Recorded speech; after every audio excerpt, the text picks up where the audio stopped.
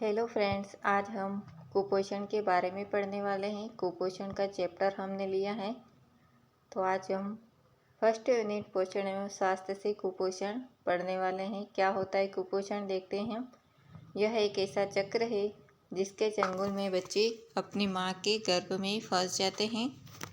उनके जीवन की नीति दुनिया में जन्म लेने के पहले ही तय हो जाती है। यह नीति लिखी जाती है गरीबी और भूखमरी की स्याही से। शरीर के लिए आवश्यक संतुलित आहार लंबे समय तक नहीं मिलने से उत्पन्न स्थिति को कुपोषण कहते हैं। यानी बच्चे के शरीर के विकास के लिए जो है संतुलित आहार होना अति आवश्यक होता है। अगर उसको सही समय पर आहार नहीं मिलता है, उचित आहार नहीं मिलता है, तो वह कुपोषण का शिकार हो जाता है। कुपोषण की स्थिति भोज्य पदार्थों की अधिकता को कमी दोनों कारण से हो सकती है। कुपोषण जो होता है अधिक भोज्य पदार्थ लेने से भी होता है और कम भोज्य पदार्थों लेने से भी कुपोषण होता है। दोनों कारण पर निर्भर करता है कुपोषण। कुपोषण के शिकार से व्यक्ति कमजोर तथा रोगी हो जाता है। जिस व्यक्ति को या जिस बच्चे बालक बालिकाओं को कुपोषण हो जाता है तो उसका जो शरीर है कमज़ोर होने लगता है, तो वो उसको बहुत सारे रोग जो है घेर लेते हैं, तो वह रोगी हो जाता है। बच्चों एवं महिलाओं में कुपोषण गंभीर समस्या है। इनमें होने वाले अधिकांश रोगों की जड़ को कुपोषण ही होता है। इसमें बच्चों का शारीरिक एवं मानसिक विकास अवरुद्ध हो जाता है। यदि कोई बच्चा कुपोषण का शिकार होता है तो उसका शारीरिक विकास जो है रुक जाता है और मानसिक विकास भी उसका रुक जाता है, ज़्यादा वो बढ़ नहीं पाता है। आहार में प्रोटीन, कार्बोहाइड्रेट व वसा की कमी होने से प्रोटीन ऊर्जा कुपोषण हो जाता है। स्त्रियों में रक्ताल्पता, घेंघा रोग अथवा बच्चों में सूखा रोग, रतौंधी, यहाँ तक कि अंधत्व भी कुपोषण के ही दुष्परिणाम हैं। जो स्त्रियां होती हैं उनको रक्ताल्पता का रोग हो जाता है, घेंघा रोग हो जाता है, और बच्चे जो है उनको सूखा रोग हो जाता है, यानी वो दुबले पतले से दिखते हैं, उनके भूरे भूरे बाल हो जाते हैं, और रतौंधी यानी आँख से संबंधित उनको बीमारी हो जाती है। इसलिए जो बच्चे होते हैं उनको विटामिन ए की खुराक आंगनवाड़ी में दी जाती है और उनको जो है विटामिन ए की जो है दवाई भी पिलाई जाती है। अब होता है साधारण कुपोषण। तो कुपोषण भी दो तरह का माना जाता है, एक साधारण कुपोषण और गंभीर कुपोषण। तो पहले देखिए हम साधारण कुपोषण को। साधारण कुपोषण जो है इस प्रकार के कुपोषण के शिकार से बच्चों का विकास धीरे धीरे होता है, वजन कम बढ़ता है, सर्दी जुकाम से पीड़ित रहते हैं, थोड़ी सी देखभाल से इसे बचा जा सकता है। साधारण कुपोषण वो होता है जिसमें बच्चा जिसका विकास जो होता है वो बहुत धीरे धीरे होता है, वो उसका जो वजन होता है वो बहुत कम बढ़ता है। यानी किसी बच्चे का जो वजन है तेज़ी से बढ़ने लगता है, उसका अगर हम ध्यान रखने लगते हैं, लेकिन साधारण कुपोषण में जो है उसका वजन कम बढ़ता है और सर्दी जुकाम उसको थोड़ा सा अगर गीला हो जाता है तो उसको सर्दी जुकाम जो है जल्दी रह जाता है। तो उसकी अगर थोड़ी सी हम देखभाल कर सकते हैं तो बच्चा जो है कुपोषण के शिकार होने से बच जाता है। अब देखते हैं हम गंभीर कुपोषण को।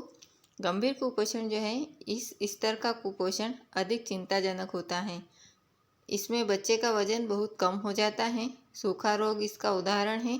ऐसे बच्चों की उचित चिकित्सकीय सलाह की ज़रूरत होती है। यानी कुपोषण जो होता है इसमें चिंताजनक बात होती रहती है, क्योंकि गंभीर अगर कुपोषण होता है तो फिर बाद में बच्चे को जो है उसका विकास जो होता है वो रुक जाता है। इसलिए बच्चे पर हमें ध्यान देना चाहिए ताकि वो कुपोषण का शिकार ना बने।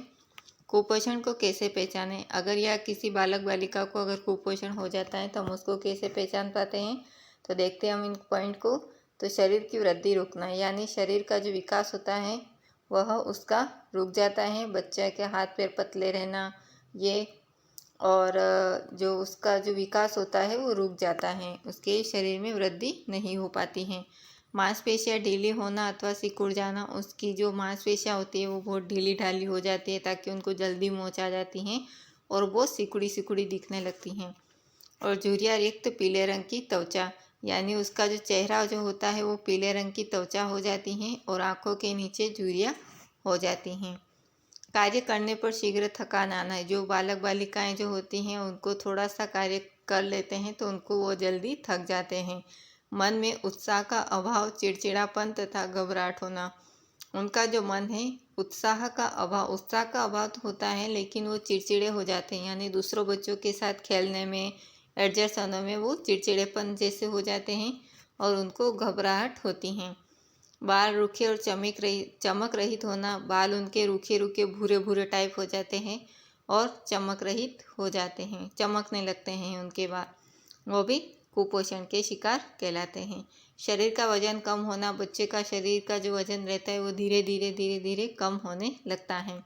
नींद तथा पाचन क्रिया गड़बड़ होना, उनकी पाचन क्रिया भी गड़बड़ होने लगती हैं। हाथ पैर पतले होना, पेट बड़ा होना एवं शरीर में सूजन आना भी कुपोषण होता है। गर्भावस्था के दौरान लापरवाही, कुपोषण में जो होता है गर्भावस्था के दौरान क्या लापरवाही हो सकती है। भारत में हर 3 गर्भवती महिलाओं में से एक कुपोषण की शिकार होने के कारण खून की कमी अर्थात रक्ताल्पता की बीमारी से ग्रस्त हो जाती हैं। जो गर्भवती महिलाएं जो होती हैं उनके गर्भवती महिलाओं जो है कुपोषण के कारण उनमें खून की कमी हो जाती है और रक्ताल्पता बीमारी से वो ग्रस्त होती हैं। हमारे समाज में स्त्रियां अपने स्वयं के खान पान पर ध्यान नहीं देती हैं, जबकि गर्भवती स्त्रियों को ज़्यादा पौष्टिक भोजन की आवश्यकता होती है। सही बात है, जो महिलाएं होती हैं गर्भवती वो अपने खान पर ज़्यादा ध्यान नहीं दे पाती हैं, क्योंकि सबसे खाना जो बनाती है वही बनाती हैं, तो खाना बनाने के बाद सब काम करने के बाद जो खाना खाती हैं तो बहुत लेट हो जाता है। ऐसी प्रथाएं हमारे घरों में रहती हैं। जबकि गर्भवती स्त्रियों को ज़्यादा पौष्टिक भोजन की आवश्यकता होती है, तो उनको भोजन के ऊपर भी ध्यान देना चाहिए, खान पान के ऊपर भी ध्यान देना चाहिए, ताकि बच्चा सुरक्षित रहता है। उचित पोषण के अभाव में गर्भवती माताएं स्वयं तो रोगग्रस्त हो जाती है, साथ ही होने वाले बच्चे को भी कमज़ोर और रोगग्रस्त बनाती हैं। अगर यदि गर्भवती माताएं बहुत कमज़ोर होती हैं, उसको कोई रोग होता है, तो उसके साथ जो बच्चा रहता है वो भी बहुत कमज़ोर होता है। संतुलित आहार न मिलने से बच्चे, गर्भवती एवं धात्री महिलाएं कुपोषण का शिकार हो जाती हैं। जो गर्भवती महिलाएं जो होती हैं उनको अगर सही मात्रा में संतुलित आहार न मिले तो बच्चा भी कमज़ोर होता है और माताएं भी कमज़ोर हो जाती हैं। कुपोषण से अनेक हिंताजन्य रोग हो जाते हैं, जैसे लोहे के अभाव में रक्ताल्पता हो जाता है, कैल्शियम एवं फास्फोरस तथा विटामिन डी की कमी से बच्चों में रिकटेस रोग हो जाता है, आयोडीन की कमी से घेंघा रोग हो जाता है, विटामिन ए की कमी से आँखों का रोग रतौंधी हो जाता है, विटामिन बी की कमी से बेरी तथा पेलाग्रा रोग हो जाता है, विटामिन सी की कमी से स्कर्वी नामक रोग हो जाता है, प्रोटीन एवं कार्बोहाइड्रेट की कमी से क्वाशरकोर रोग बच्चों में होता है। मरासमस रोग आहार की अपर्याप्त या भूखा रहने से होता है, इससे बच्चों का विकास अवरुद्ध हो जाता है।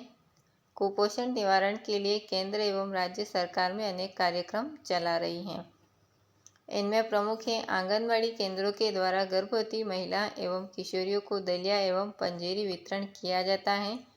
गोद भराई कार्यक्रम गर्भवती महिलाओं के लिए की जाती है। आंगनबाड़ी में जो है गर्भवती महिलाओं के लिए जो है गोद भराई कार्यक्रम किया जाता है। आयरन एवं फोलिक एसिड की गोलियां का वितरण भी किया जाता है, ताकि बच्चे को जो है आयरन की कमी ना हो। आशा कार्यकर्ता द्वारा स्वास्थ्य संबंधी सलाह देना भी कार्यक्रम शामिल हैं। आशा कार्यकर्ता जो होती हैं वो किसी गर्भवती महिला जो होती है उनको अगर किसी चीज़ की जानकारी नहीं रहती हैं, तो आंगनवाड़ी में जो आशा कार्यकर्ता जो रहती है वो स्वास्थ्य संबंधी सलाह देती हैं गर्भवती महिलाओं को।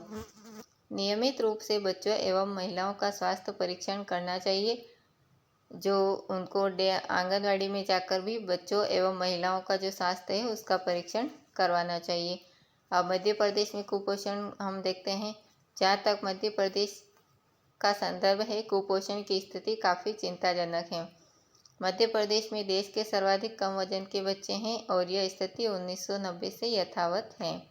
कुपोषण पर नियंत्रण, हम कुपोषण से कैसे बच सकते हैं, इस पर नियंत्रण कैसे हो सकता है, तो देखते हैं हम इनको। घरों में खाद्य संकट, कृषि को अधिक उत्पादक बनाना ताकि बेहतर पोषण उपलब्ध हो सके। सही है, कृषि जो होती है, कृषि को अधिक उत्पादक बनाना होता है जिससे हमें अच्छा पोषण मिल सके। आयवर्धन कार्यक्रमों को गरीबों एवं कुपोषितों के लिए और अधिक लक्षित करना, खाद्यान्न के दरों में नियंत्रित रखना, खाद्य सुरक्षा की सतत निगरानी करना। महिला और बच्चों की देखरेख। हमें कुपोषण से बचने के लिए महिला और बच्चों की देखरेख हम कैसे कर सकते हैं, तो देखते हैं हम। समाज और घर में महिलाओं की भूमिका को मजबूत करना। जो समाज होता है उसमें महिलाओं को और जो बच्चे होते हैं उनकी भूमिका को मजबूत करना चाहिए। स्वास्थ्य, जल और स्वच्छता। हमें जल पर और अपने रहने के स्वास्थ्य पे भी ध्यान देना चाहिए और आसपास की स्वच्छता पे भी हमें ध्यान देना चाहिए। लोक स्वास्थ्य का विस्तार। स्वास्थ्य सेवाओं की गुणवत्ता बढ़ाना। स्वास्थ्य सेवाओं के साथ पोषण को भी सम्मिलित करना चाहिए। अच्छे स्तर की स्वच्छता सुनिश्चित करना चाहिए। हम जहाँ पर भी रहते हैं उस स्तर पर जो है हमें साफ़ सुथरा रखना चाहिए। आसपास गंदगी नहीं फैलाना चाहिए, क्योंकि हम अच्छे स्तर पर रहेंगे तभी तो हम स्वच्छ रह पाएंगे। आर्थिक विकास। गरीबी कम करने वाली आर्थिक वृद्धि के प्रभाव को बढ़ाना, लोकतंत्र को बढ़ावा देना और मानव अधिकारों की रक्षा करना। वैश्वीकरण के खतरों से गरीबों की रक्षा करना और उन्हें अधिक अवसर और दक्षता प्रदान करना।